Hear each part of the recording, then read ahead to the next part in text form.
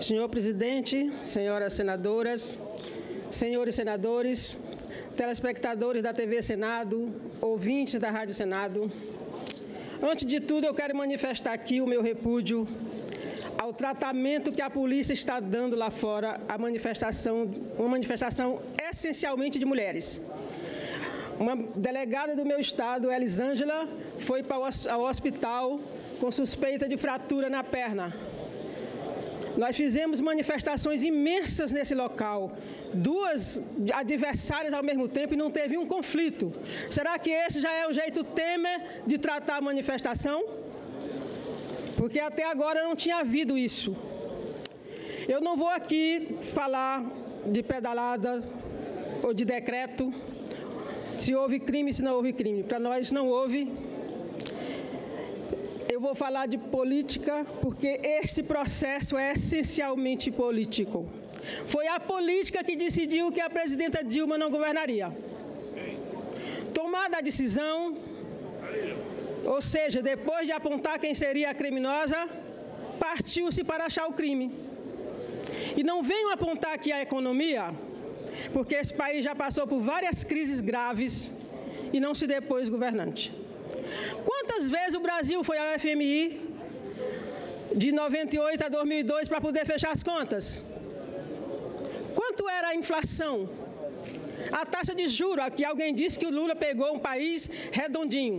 Taxa de juros de 25,5. Era um país redondinho?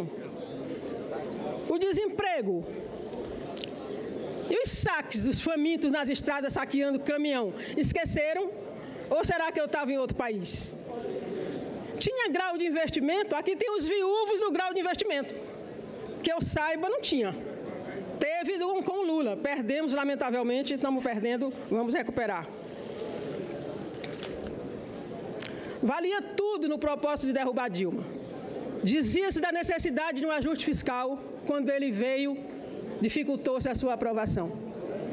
Discurso sindicalista na boca de escravocratas cheirava mal. Dizia que era preciso combater a corrupção. A presidenta enviou para o Congresso um pacote anticorrupção que sequer foi lido. Não aprovaram em 2014 o orçamento. Boicotaram, foram aprovar no começo de abril de 2015.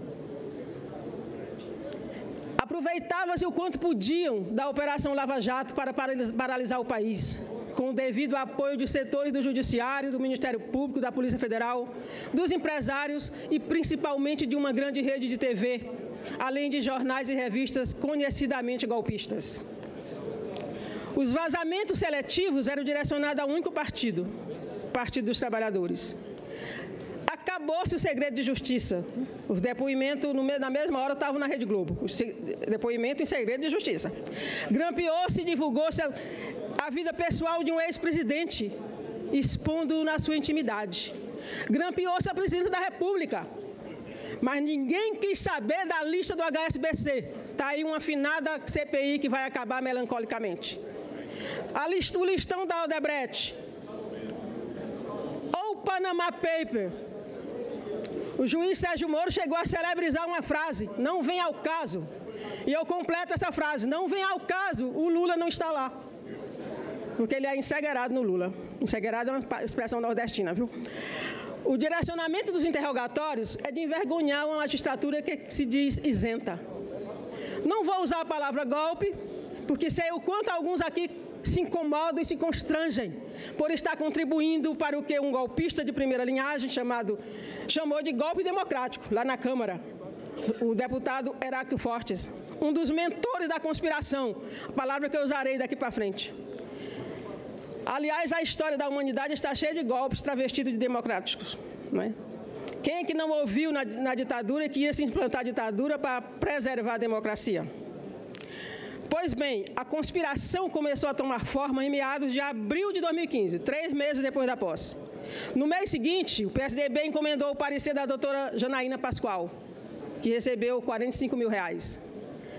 Reuniões semanais aconteciam no QG do impeachment, para construir o processo de afastamento da presidenta. 3 meses depois.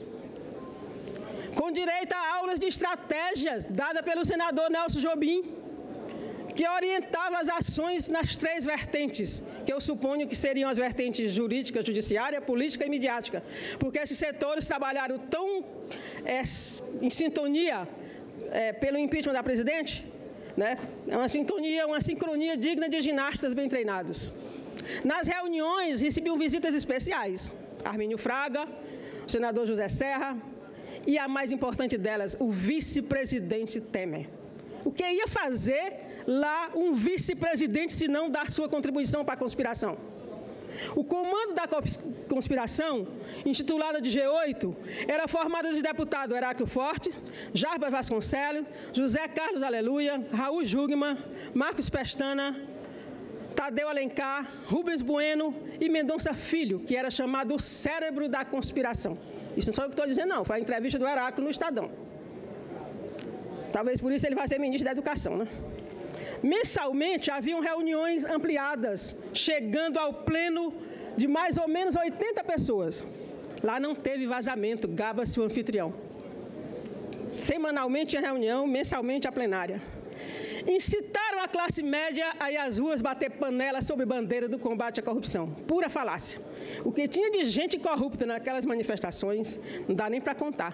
Vestiu a camisa da corrupta CBF.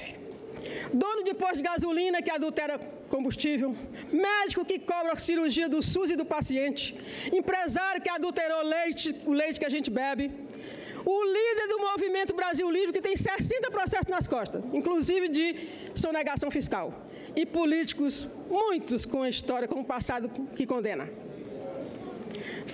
Fez parte do jogo também manter Eduardo Cunha reconhecidamente sem condições de dirigir a Câmara até que ele cumprisse a tarefa que lhe cabia da conspiração. A votação do impeachment na Câmara, resultado dessa conspiração, foi aquele espetáculo dantesco que o Brasil e o mundo se envergonharam. Com raras exceções, o voto não foi pelo país.